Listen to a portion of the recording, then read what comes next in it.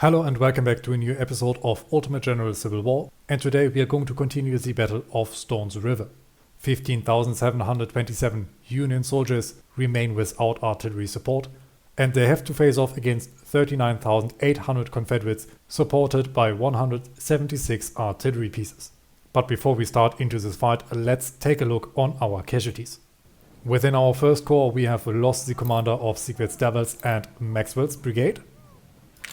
In our second corps, our casualties are even greater. Owen's, Sigward's and Wheat's brigade are now without commanders. And our third corps is almost leaderless. Within our first division alone we are missing 3 officers. The Whisper snipers are without leadership, and in our third division Liddell's and in our fourth division Baker's brigade are without commanding officers. But now it is time to continue the fight. General, Nashville Pike must be held at all costs if we want to claim victory today. The Federals will soon reinforce their positions with thousands of soldiers, so we must act now or withdraw. They have trenches covering the whole surrounding area, therefore we must advance with caution.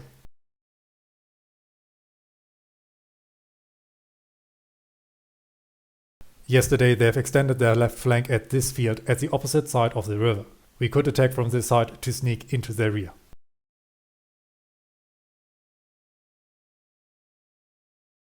We are ready to attack from southwest, from south, and southeast. Good luck, General. Even though we held all the necessary positions, at the end of the last fight the positions were given up and now need to be retaken. Man on the double, maybe we can catch some of their defensive lines before they can really reinforce them. On our right flank, more of our forces are coming up. Casualties were extremely high, and it is a bit of a shame that we now have to do all this work again. Some of our units that took already massive casualties I have left out of the fight, as I do not want these units to break. We have now lost control of Nashville Pike East, and soon we will also lose control of Nashville Pike West. Croft and Alabama also double time it. Maybe you can capture these positions before the enemy can recapture them. On our right flank more forces are coming up, with the exception of the units that were completely depleted. Virginia, Whispers and Stark move forward. It almost seems like we can get the first position uncontested. Come on, men, on the double, all of you.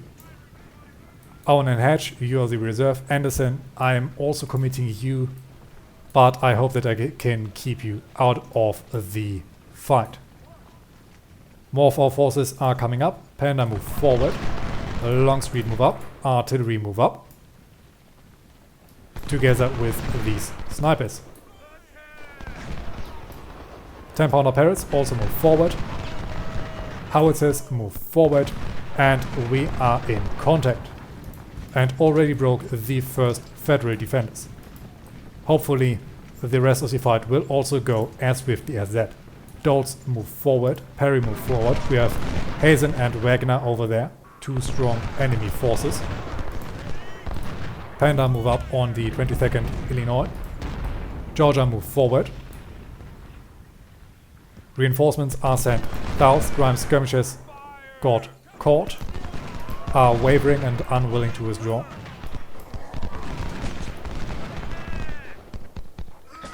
Where are our snipers? I want them on this flank. Where's our cavalry?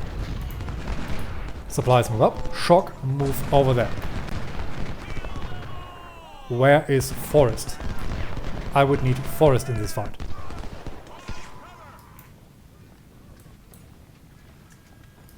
These snipers can also move up, together with the sharp suppression. Johnston move forward.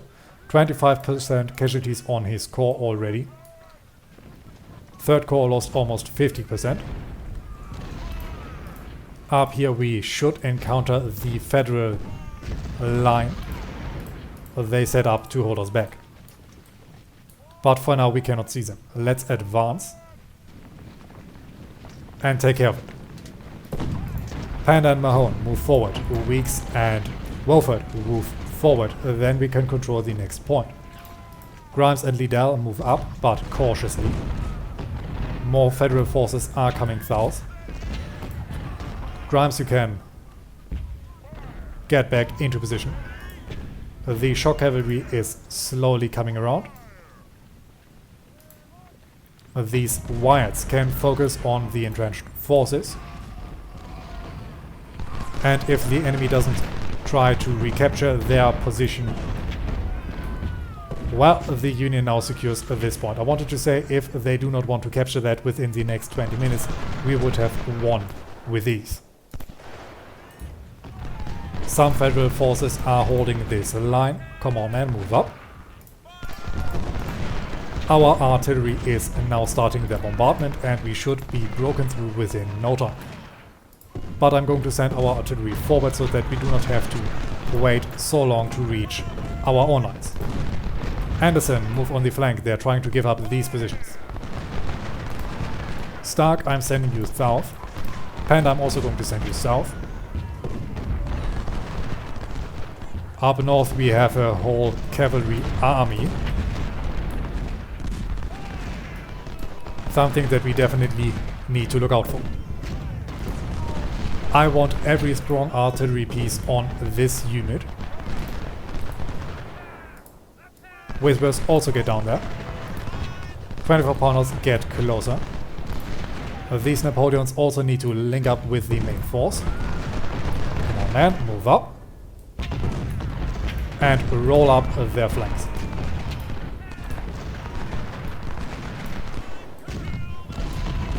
If you're lucky, we can simply ignore these forces and move around their lines. Pont and Duchesne, you're going to attack Price. Grimes and Virginia, I want this unit gun. The rest of our forces move forward. Hatch and Dowles, you're also going to form up down here. This brigade under Hatch can now also open up on Wagner. Adams also open up on Michigan. I want our Whispers to support the attack on the 36. Grimes and Liddell, you're going to attack.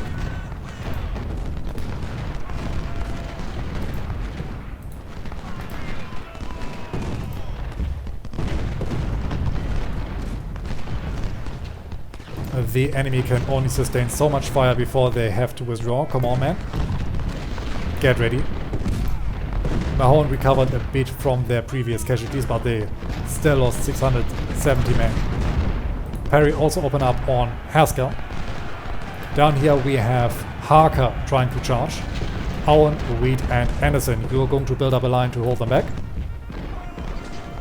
And it looks like we have driven back them from their first defensive lines.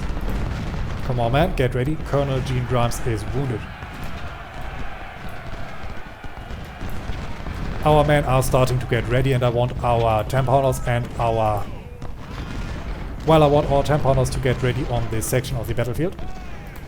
We do not have more high-caliber guns. The rest of our guns need to focus on our attack.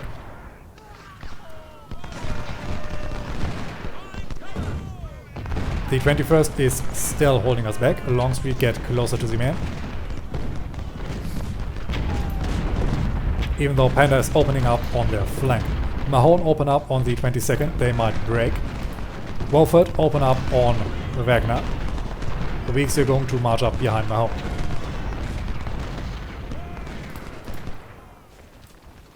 Barnes and Bristow, you're simply marching down to cross the river. And these units need to move forward to attack Grosset. Faulkner and Virginia, you're also going to cross. They are trying to reinforce their positions. Pelham and Grimes get forward. Snipers also get down. Artillery, open up on Croft.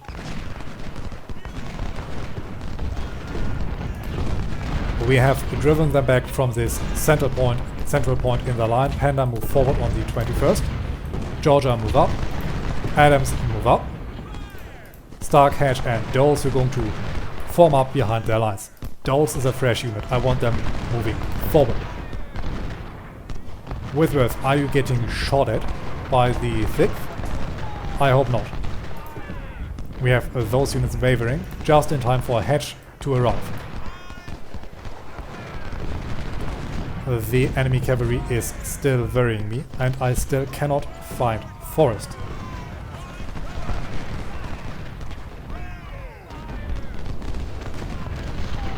I hope that he is not one of the unlucky casualties of the last day of fighting. But I can't remember losing his entire unit. Anderson and Owen move forward. We have now Price routed as he tried to link up. Wonderful. That's what we want to see. Hedge move forward. Perry move forward. Wolford move forward. Doles, Marja, Kraft break into their lines. Panda is battling the enemy. Alabama move up. Hedge move forward together with Grimes and a leader. Grimes open up. We have the 25th coming up. We have Hedge now about to get into a melee. Grimes move forward. We have these units routed. The 36th is coming up but is now wavering. I think the fighting morale of the enemy is finally starting to break, but I wonder if they're going to send in their cavalry or not. Doles took out 200 cavalry units without a single casualty. The luckiest unit in the entire fight, I guess. Panda move up. Stark, you're going to support our flank against their cavalry. The attack on Grosse is not going as planned, but at least we are able to bind one large federal unit. Faulkner also open up on Croft. Reed, you're going to open up on Hazen. Hedge is supporting you together with Perry. And these units can move forward and push back the enemy from our soil. Grimes at leader. Capture the point. Hedge move up. Doles move forward. Kraft move forward.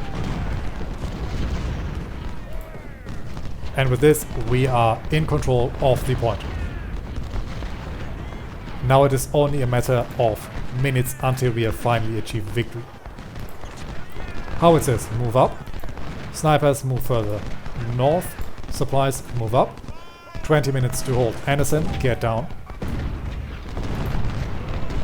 Panda move forward together with the Georgia. Price is trying to shift, but should be greeted by good and well-placed fire. Panda move forward just a bit to get on the better fighting position. Hedge move forward. Grimes move up. Liddell, you need to shift slightly. Do not open your flank. Everyone hold your ground.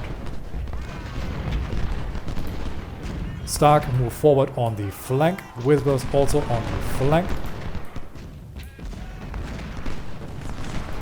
Hunters, if you are able to capture enemy supplies, this would be a nice addition to our own low supplies. We have driven them back from this forest. Very good. Barnes and Bristow, you're now going to make sure that this flank is going to be open. Duchesne and Pond have bled. Double time it, man. Double time it. Panda, you need to shift on Hazen. This unit under Panda needs to move forward. More and more of Federal forces are slowly withdrawing. Gross is about to be repelled from his position, but he was able to drive back Duchesne. I'm not going to commit Parham or Grimes, they are fresh units. At least some units we do not have to replenish.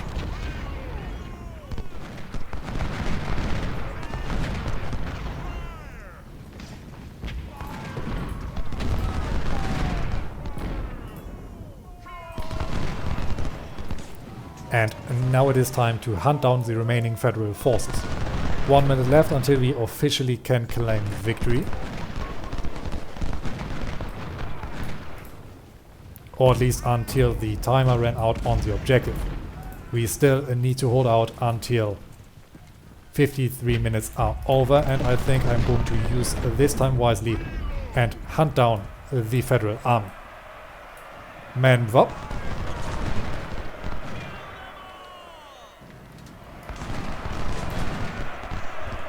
Down here, a suicidal charge has begun. Whispers move on the enemy flank, but keep an eye out for the enemy cavalry. Yes, there the horses are. Fall back. Our own cavalry has vanished. It is simply gone.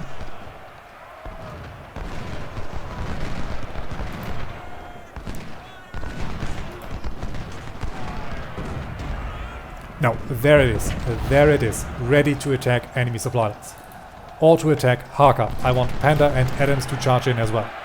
This unit got broken. We have Grosser trying to retreat. Men move up on the double.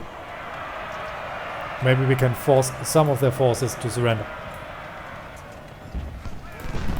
Hatch and Dolls also move forward. Stark move up. Liddell move up. Grimes is going to hold the point in case of a counterattack.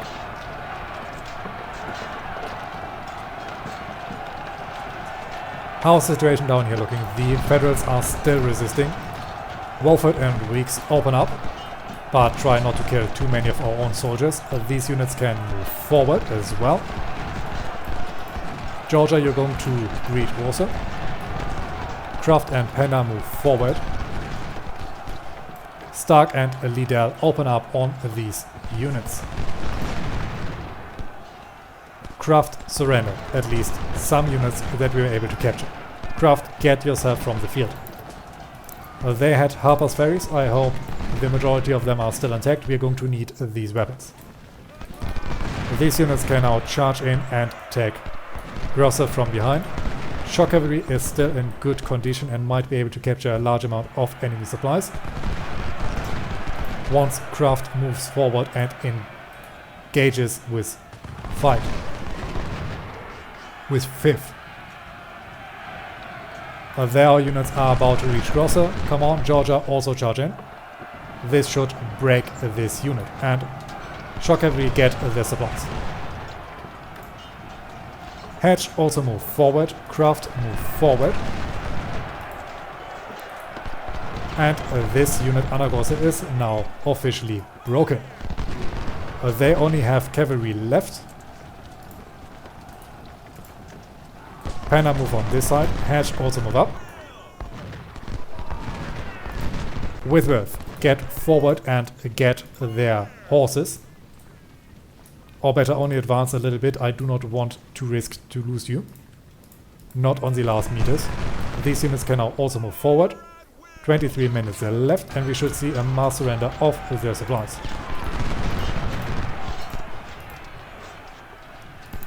Their supplies can now also rout from the battlefield. There's no point in keeping them around. Shokav, get away. And Doles is now in melee with Haskell. I didn't order that. I simply wanted them to shoot at Wagner. It looks like Minty tries to recapture some of their supplies. Our infantry hopefully is strong enough to make sure this doesn't happen. Kraft open up on Minty. Shock cavalry, get ready to engage. Down here we have some of their supplies hidden. Georgia, also get ready. Shock cavalry, charge in. Colonel Arnold Daniel is wounded.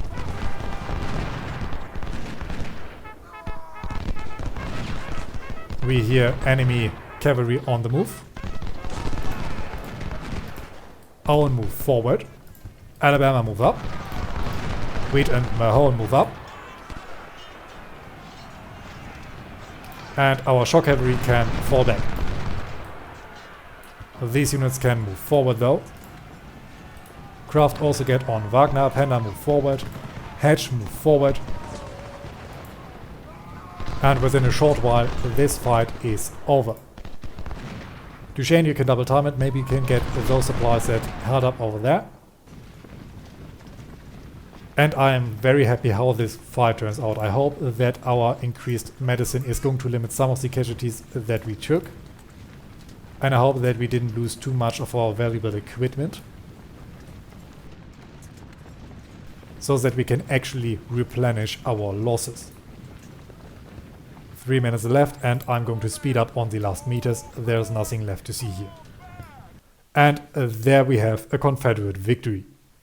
42,000 infantrymen and 2,800 cavalrymen, as well as 157 artillery pieces were deployed by our enemies. Over 32,600 of the infantry got wounded. The same goes for 840 of their cavalrymen.